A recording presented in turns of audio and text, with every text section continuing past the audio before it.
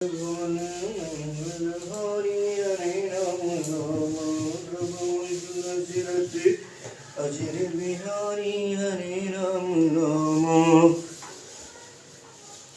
रामायण सुर कर की छाया दुख में दूर निकट जो आया। देविद होए नाथी मोरा करम सुवेद नाथ। ओम गजाननं भूतगणाधिसेवितं कपित्थजम्बो फलचार्वक्षणं उमासुतं शोकविनाशकारकं नमामि विघ्नेशशूरपादपङ्कजं। वक्रतुण्ड महाकाय सूर्यकोटिप्रभ निर्विघ्नं कुरु मे देव सर्वकार्येषु सर्वदा। विघ्नेश्वराय वरदाय सुप्रियाय लंबोदराय शकलाय जगत्हिताय नागाननाय शक्तियज्ञ विभूषिताय गौरीसुताय गणनाथ नमो नमस्ते। ओम श्री परमात्मने नमः।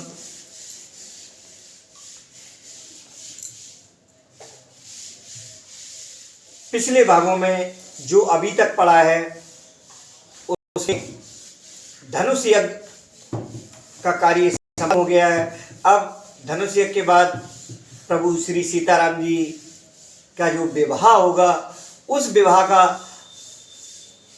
बहुत ही विस्तार से जो वर्णन किया है तुलसीदास जी ने। आप उसको सिर्फ तभी सुन सकते हैं जब आपके मन में एक ये धारणा होगी रामायण सुरतर की छाया दुख भय दूर निकट जो आया। वाकई आपको इसके निकट आकर के निकट आने का मतलब यह है कि उसको पूरा अर्थ से समझना, अपने अंदर बिठाना, उसको पूरे भाव को कि एक एक चौपाई में तुलसीदास जी ने क्या लिखा है और हमें संपूर्ण पूरे रामचरितमानस को जीवन में उतारना है और उसको पूरा समझना है। तभी क्योंकि ये श्री राम जी का जो विवाह है आप देखेंगे ये कम से कम 10 दिन में जाकर के संपन्न होगा। इसके भाग बनेंगे और वो 10 भागों को हमें बीच में छोड़ना ये नहीं है कि हमारा एक लक्ष्य है कि किसी भी प्रकार से पूरे रामचरितमानस का एक एक दोहा एक एक चौपाई का अर्थ समझते हुए ही आगे बढ़ना है। तो निरंतर इसको आप सुनते रहें, कोई भी भाग को छोड़ना नहीं और लगातार निश्चित रूप से जब ये सभी भाग पूर्ण होंगे प्रभु संकट मोचन हनुमान जी की कृपा होगी, निश्चित होगी निश्चित होगी निश्चित होगी। ये प्रभु श्री राम और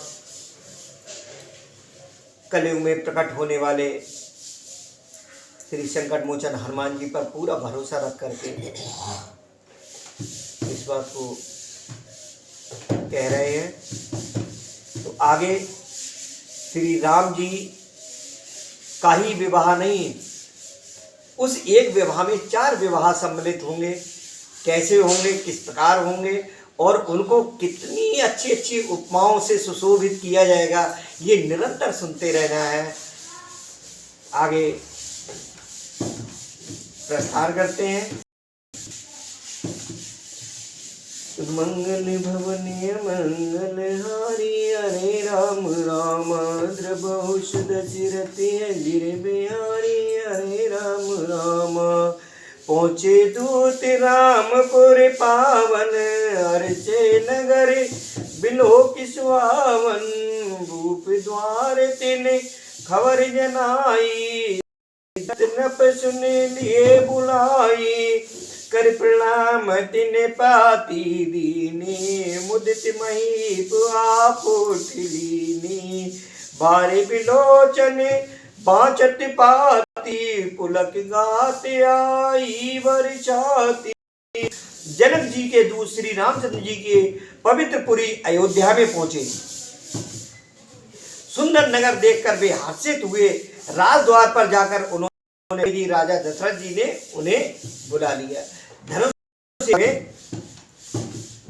एक जो जिस तरीके से भी लोकाचार होता है, जो जिस तरीके से भी जो रीति है, जो परंपरा है, उसके हिसाब से धनुष यज्ञ के बाद में अब जो विवाह की जैसे तैयारी होती है उस तरीके से राजा जनक जी ने दशरथ जी के पास दूत को भेजा हुआ है। तो दूतों ने प्रणाम करके चिट्ठी दी। प्रसन्न होकर राजा ने स्वयं उठकर उसे लिया। चिट्ठी बांधते समय उनके नेत्रों में जल छा गया। जल कौन सा? प्रेम और आनंद के आंसू उनके नेत्रों में छा गए। शरीर पुलकित हो गया और छाती भर आई।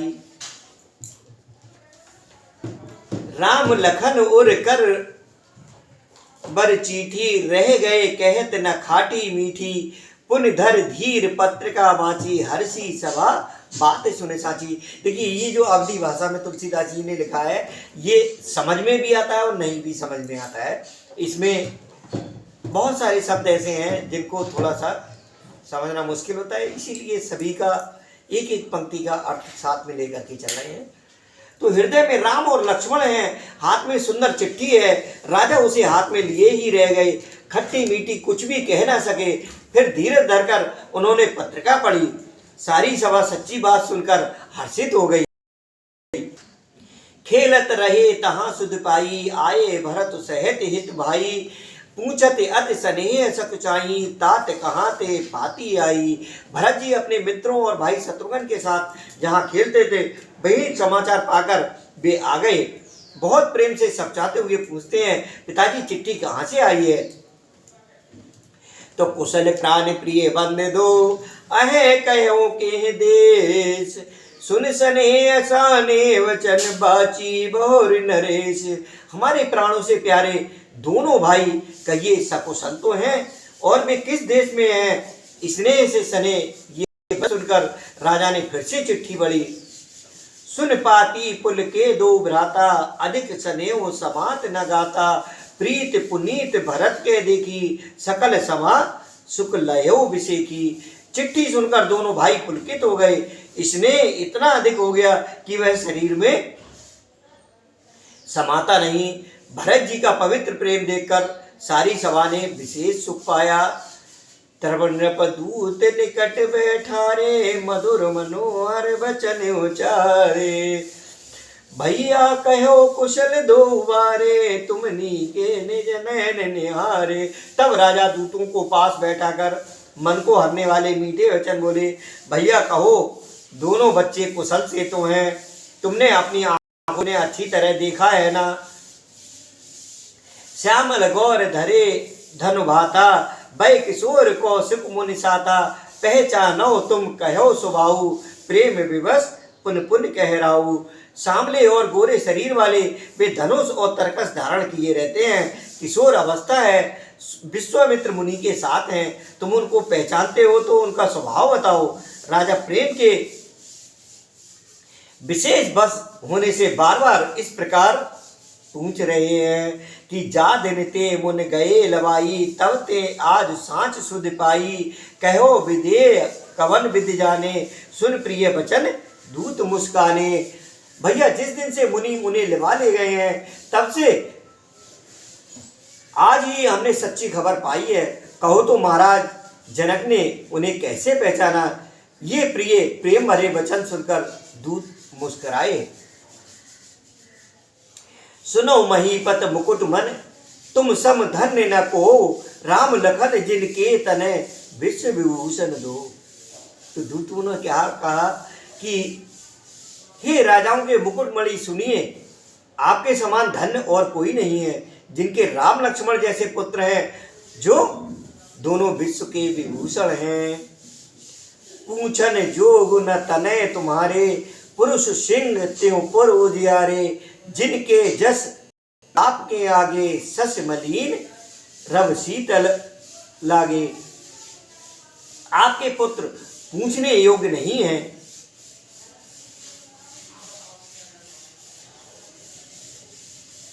वे पुरुष सिंह तीनों लोगों के प्रकाश स्वरूप हैं। जिनके यश के आगे चंद्रमा मलिन और प्रताप के आगे सूर्य शीतल लगता है। तिनके कहो नाथ किम चीने, देखे रव की दीप कर लीने।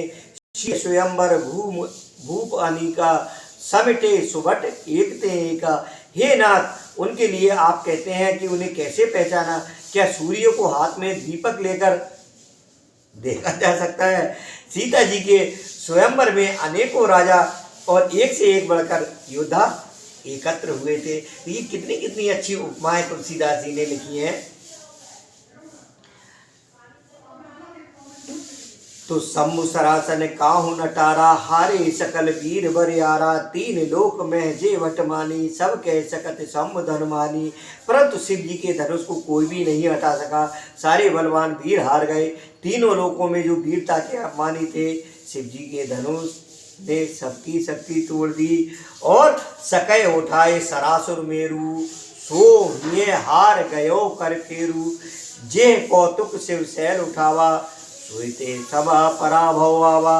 बाणासुर जो स्वयं को भी उठा सकता था, वह भी हृदय में हार कर परिक्रमा करके चला गया।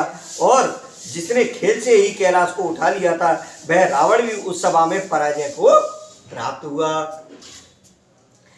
तहाँ राम रघुवंश मन सुने महामहपाल, भंज्यो चाप प्रयास बिन जिम गज पंकज नाल। हे महाराज सुनिए, वहां ऐसे ऐसे योद्धा हार मान गए। रघुवंश मणि श्री रामचंद्र जी ने बिना ही प्रयास शिव को वैसे ही तोड़ डाला जैसे हाथी कमल की डंडी को तोड़ डालता है। अनेक उपमाएं इसी तरीके से सुनने को मिलेंगी, बस सुनते रहिए प्रभु राम का स्मरण करते हुए। तो सुन सर्वोच्च भ्रम आए, बहुत भांत तिन आंख दिखाए, देख राम बल निज धन दीना, कर बहु विनय गमन बन कीना। धनुष टूटने की बात सुनकर परशुराम जी क्रोध भरे आए और उन्होंने बहुत प्रकार से आंखें दिखलाई। अंत में उन्होंने श्री रामचंद्र जी का बल देखकर उन्हें अपना धनुष दे दिया और बहुत प्रकार से विनती करके वन को गमन किया। राजन राम अतुल बल जैसे, तेज निदान लखन पुन तैसे, कम लोकत जाके, जिम गज हर किशोर के ताके। हे राजन, जैसे श्री रामचंद्र जी अतुलनीय बली हैं, वैसे ही तेज निदान फिर लक्ष्मण जी भी हैं, जिनके देखने मात्र से राजा लोग ऐसे के बच्चे के ताकने से कांप उठते हैं।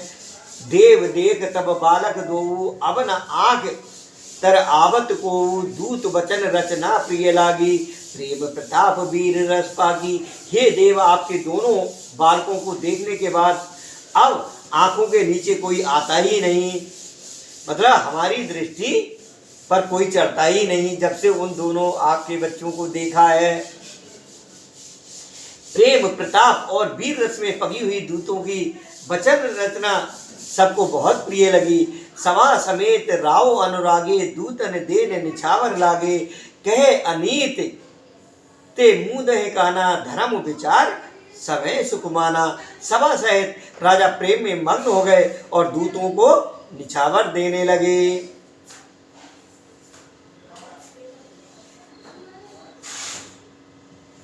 ये नीति विरुद्ध है, ऐसा कहकर जो निछावर दे रहे थे उसके लिए उन दूतों ने कहा कि ये नीति विरुद्ध है। ऐसा कहकर दूत अपने हाथों से कान मूंदने लगे। धर्म को विचार कर, यानी उनका धर्मयुक्त बर्ताव देखकर सभी ने सुख माना।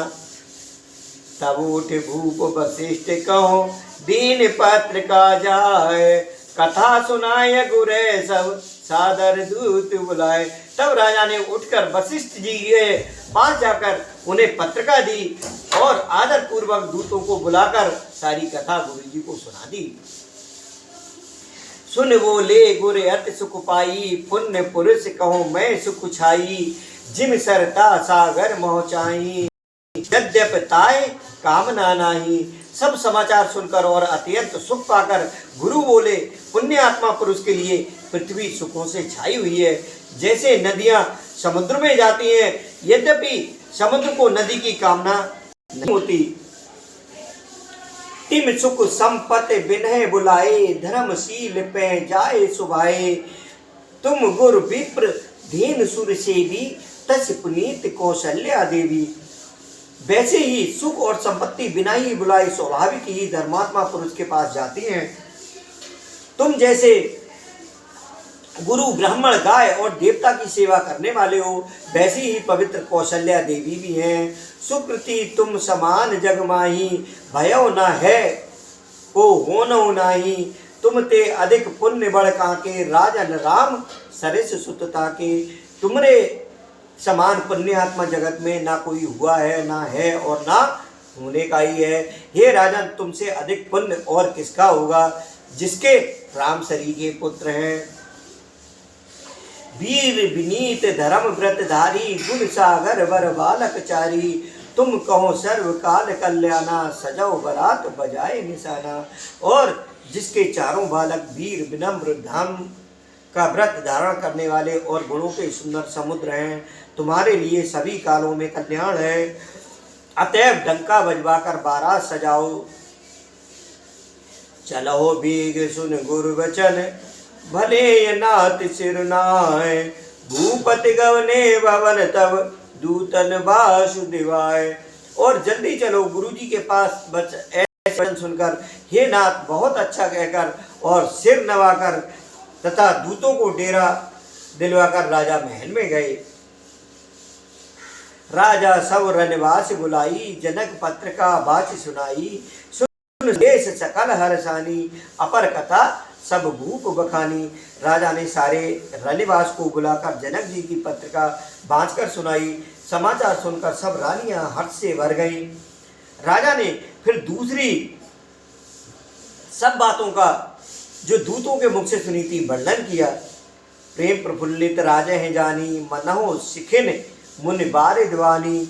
मुदित आशीष देय गुर नारी, अति आनंद मगन महतारी। प्रेम में प्रफुल्लित हुई रानियां ऐसी सुशोभित हो रही हैं जैसे मोरनी बादलों की गरज सुनकर प्रफुल्लित होती है। बड़ी बूढ़ी अथवा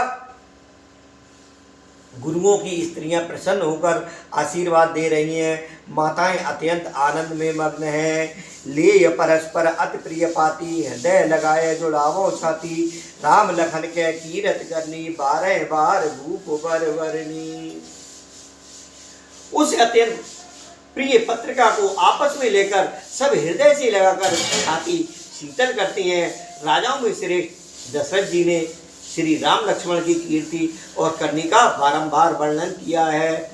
मूल प्रसाद कहे द्वार सिधाए, आने तब मह देव बुलाए। दिए दान आनंद समेता, चले विप्र आशीष देता।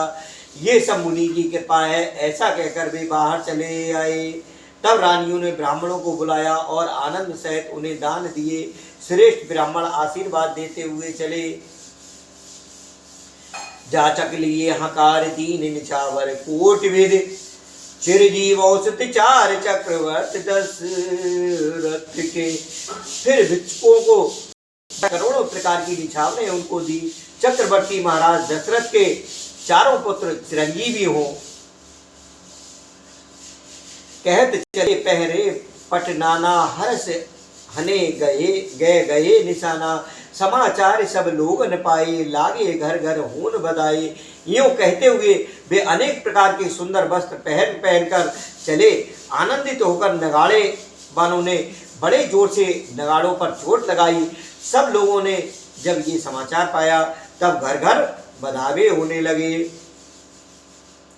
भुवन 4 10 भरा उचाऊ, जनक सुता रघुवीर बिहाऊ। सुन शुभ कथा लोग अनुरागे, मग ग्रह गति समारन लागे। 14 लोकों में उत्साह भर गया कि जानकी जी और श्री रघुनाथ जी का विवाह होगा। ये शुभ समाचार पाकर लोग प्रेम मग्न हो गए और रास्ते घर तथा गलियां सजाने लगे। यद्यपि अवध सदैव सुहावन, रामपुरी मंगल में पावन। तदप प्रीत कै प्रीत सुहाई, मंगल रचना रची बनाई। यद्यपि अयोध्या सदा सुहावनी है क्योंकि वह श्री राम जी की मंगलमयी पवित्र पुरी है, तथा प्रीति पर प्रीति होने से वह सुंदर मंगल रचना से सजाई गई। ध्वज पताक पट चावर चारू, छावा परम विचित्र बजारू। कनक कलश तोरण माला, हरद धूप दध अक्षत माला। ध्वजा पताका पर्दे और सुंदर चमरों से सारा बाजार बहुत ही अनूठा छाया हुआ है। सोने के कलश तोरण मणियों की झालरें हल्दी, दूध, दही, अक्षत और मालाओं से लोगों ने अपने घरों घरों को सजाकर मंगलमय बना दिया। मंगलमय निज निज भवन लोगन रहे बनाए, बीती सींची चतुरसम चौके चारु पुराए। तो लोगों ने अपने अपने घरों को सजाकर मंगल में बना लिया, गलियों को सींचा और द्वारों पे सुंदर चौक पुरोई।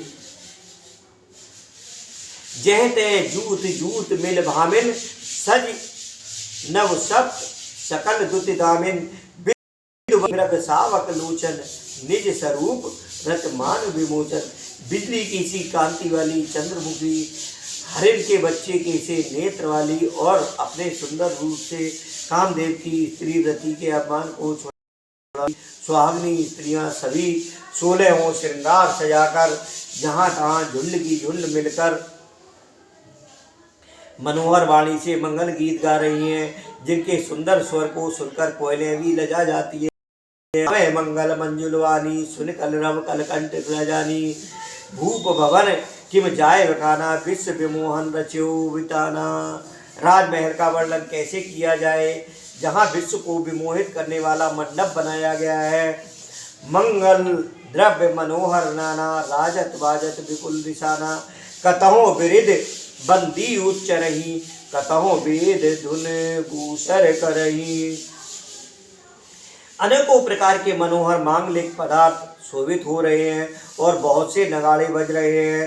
कहीं भाट वृद्धावली यानी कुल कीर्ति का उच्चारण कर रहे हैं और कहीं ब्राह्मण वेद ध्वनि कर रहे हैं। गावे सुंदर मंगल गीता, ले ले नाम राम और सीता।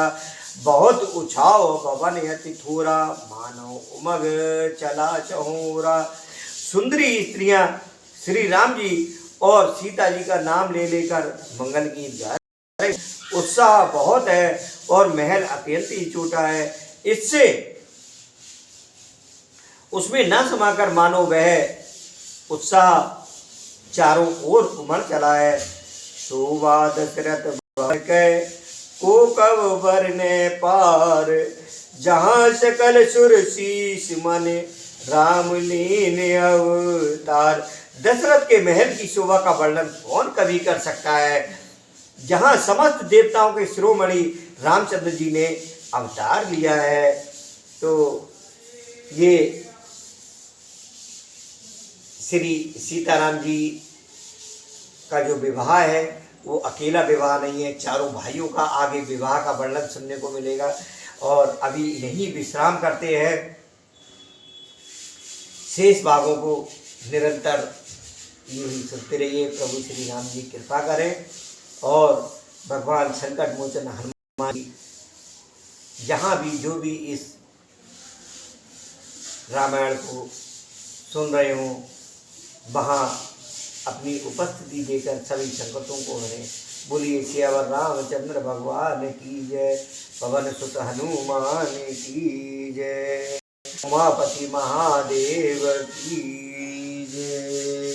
जय जय श्री राधे श्याम।